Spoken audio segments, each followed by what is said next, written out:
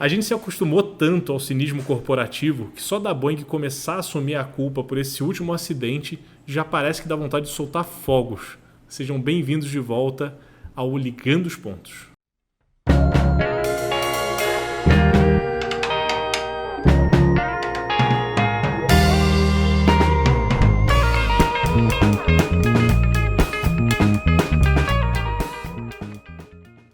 Primeiro Ligando os Pontos do ano, tá animado? Várias coisas novas aí, hein? Até o cenário é novo. Por favor.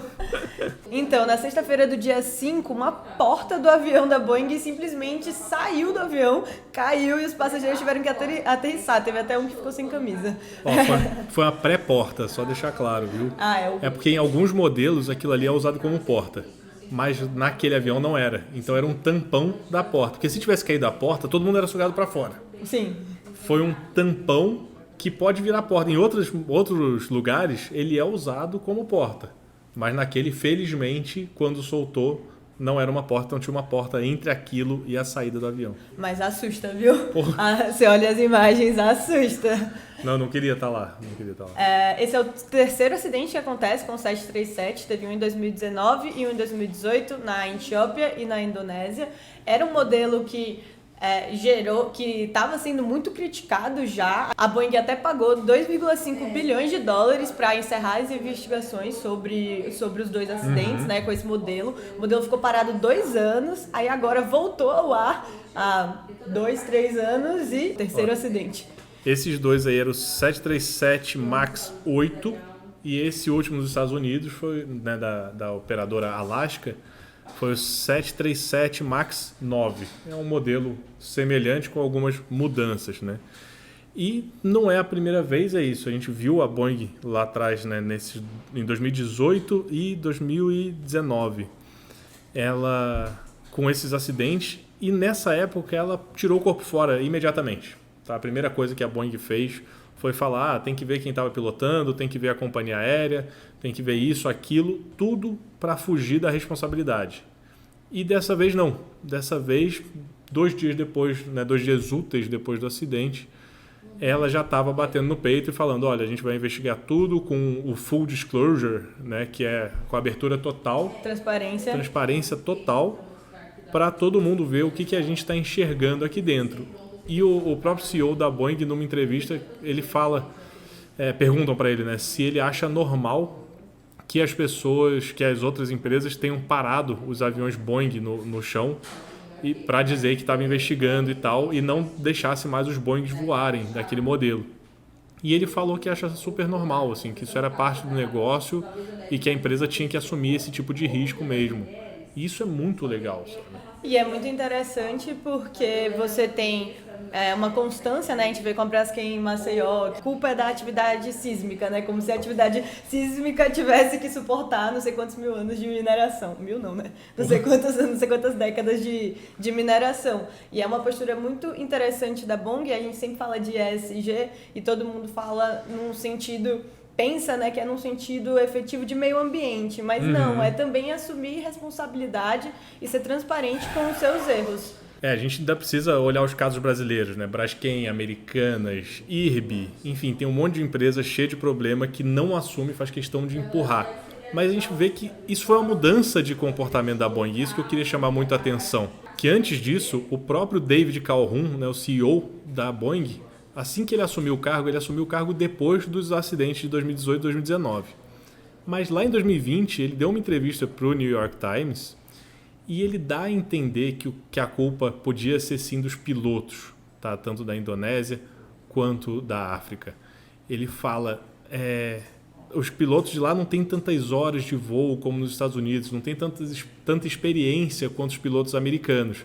E aí o repórter do New York Times pergunta, então você acha que nos Estados Unidos não teriam acontecido os acidentes? E ele pede para off, né, para ser em off, que é para o jornalista desligar o gravador. E o repórter do New York Times se nega. Ele fala, não vai ter off. Essa entrevista não é combinada com off, então não vai ter off. E aí ele fala, então não vou responder, você já deve imaginar a resposta. Ou seja, ele dá a entender que ele achava que a culpa era sim do piloto. A pressão social e o tempo... E também, imagino, o fato do acidente ter acontecido nos Estados Unidos, forçou ele a dizer que dessa vez a culpa é deles sim e que ele precisa olhar para dentro e melhorar os sistemas e checar o que aconteceu. Isso é muito, muito interessante, porque a gente se acostumou a umas migalhas, né? O cinismo corporativo aqui chegou num ponto que a gente teve a Americanas, um rombo bilionário, uma fraude descoberta e anunciada pela própria empresa, mas que nunca trouxe um culpado efetivamente. É um jogo de empurra-empurra e a própria empresa nunca se assumiu culpada. A gente teve uma CPI sobre o caso, durou 1 ano.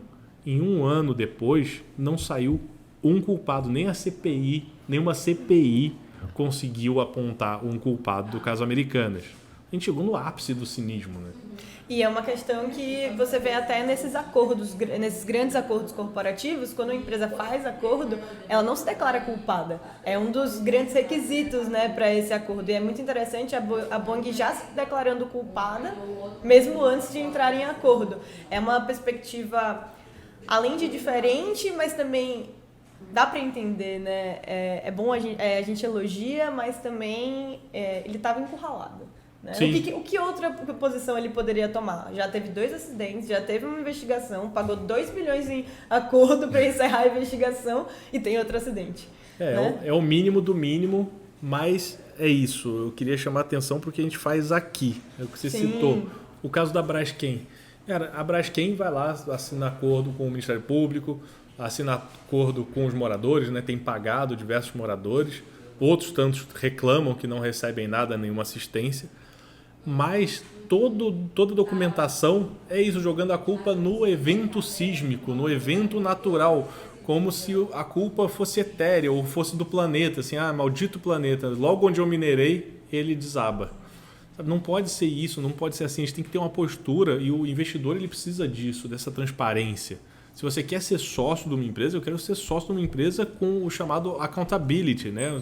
Uma empresa onde eu possa endereçar responsabilidades e saber que ela vai cuidar desses problemas internos. Uma empresa que se exime de assumir os próprios problemas é uma empresa que não vai melhorar nunca. E não é como se efetivamente tivessem consequências, né? Quando teve o caso Braskem, a gente fez uma matéria sobre a Vale, falando dos acidentes, dos 2 acidentes da Vale, né? O em Brumadinho e o Mariana, o quanto as ações caíram e em quanto tempo elas demoraram para se recuperar. Não deu nem 1 ano. Na verdade, eu acho que não deu nem 6 meses e as ações já estavam no mesmo lugar. Então não é como se houvesse consequência. Então você assumir uma responsabilidade que claramente é sua, ela realmente vai te causar tanto mal? Não, mas ela dá uma sensação de, accountability, de que que você assume os seus erros e você entende o que você está fazendo. E não só isso, você cria uma expectativa de que agora a sua palavra ela vale mais. E que você vai consertar os seus problemas. Exato. Né? Se eu falo agora esse avião, depois que teve um problema com o 737, eu vou aumentar a vistoria para, sei lá, tal peça.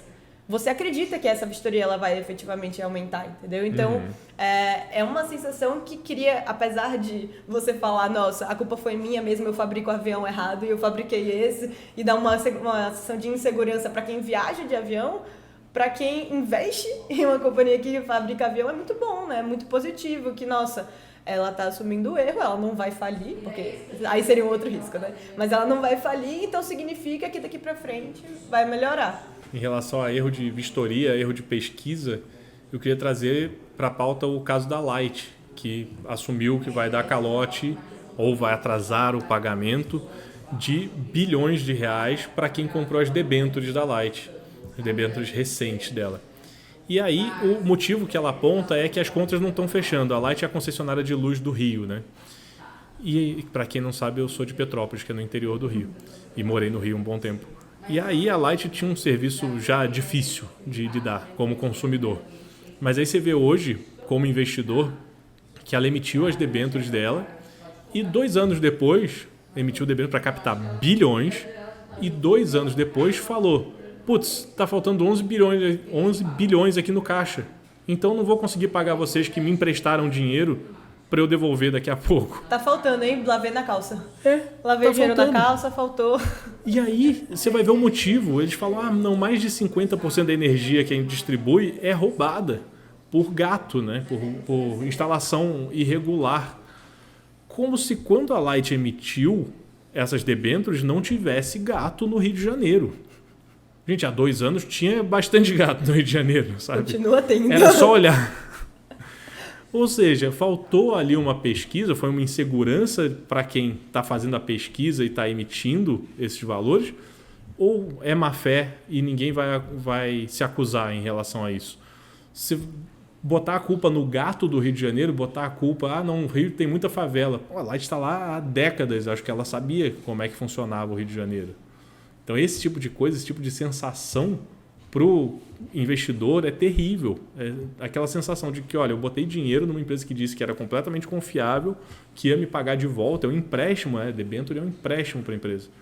E ela decidiu efetivamente que ela não tem dinheiro mais para me pagar e tudo bem. E vai me botar numa fila, vai me botar na justiça e eu vou ter que cobrar isso. Gera uma insegurança para o mercado. Todo o mercado de debênture sofreu com esse advento da Light. E no caso das ações é a mesma coisa. Quando você compra a ação de uma empresa que não assume os problemas quando causa um problema como Brumadinho, Mariana, Americanas, IRB, qual outro que a gente falou? Light. Braskem, Light.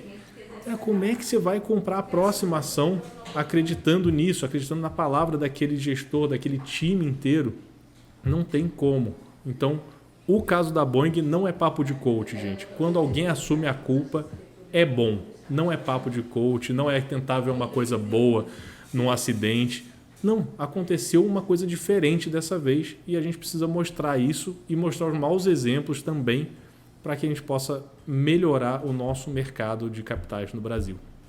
Inclusive, é bom fazer um adendo que as ações da Alaska, né, a operadora do avião, elas também estão caindo. Mas elas estão caindo porque o Boeing 737, ele é a maior parte da frota da companhia.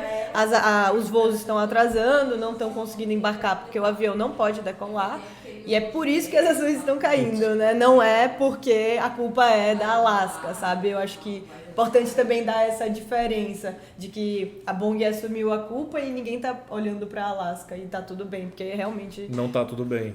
Não. Ela acabou ficando concentrada num avião que é problemático, né? O que agora parece problemático, então acaba travando a operação da Alaska. Foi uma falta de diversificação de portfólio. Isso, tivesse diversificado o portfólio de aviões. Pois é. Você vai um de cada modelo, vai que algum dá problema. Pô, mas tá aí uma coisa que a gente devia olhar, da Gol e da Azul, viu? Pode dar notícia. Não são. Eu olhei. Não, mas se são diversificados o bastante. Tá. Não sei se são diversificados. Eu olhei Não, que não tem são muito 737, sim. Mas olhar a diversificação das frotas, porque pode virar um risco de mercado que a gente não estava olhando. Se sair, tá aí, hein? A gente viu primeiro. E das ações da Boeing também é bom falar. Hoje é dia 16, hoje olhando a data. Hoje é dia 16. Papel. Você podia botar qualquer número aí. Não, mas eu anotei certinho. Hoje é dia 16, do dia 5 ao 16, que é quando a gente está gravando esse podcast. As ações elas já caíram 19%. Elas estão bem baixas, mas é importante falar que elas não se recuperaram da pandemia ainda. Então, na hora de jogar na balança daqui a um ano e ver em quanto tempo as ações se recuperaram, é bom lembrar que antes da pandemia elas estavam quase o dobro do preço que está hoje, se não me engano. Continuam bem amassadas porque todo o setor aéreo sofreu muito. Né? Tá ruim, mas já esteve pior. Senhoras e senhores, muito obrigado por estarem de volta com a gente no Ligando os Pontos. Quem não está inscrito no canal, não perde essa chance. E a gente está também onde, Maju? A gente está também no Instagram, no Twitter e no TikTok. E no Spotify? E no Spotify, por favor. Ouçam-nos. Deezer também, a gente está no Deezer. E no Deezer. A gente está em todos os claros. Onde você estiver, nós estaremos também. Se a gente não tiver, escreve aqui embaixo que a gente faz questão de entrar. Muito obrigada, gente. E até o próximo Ligando os Pontos. Até.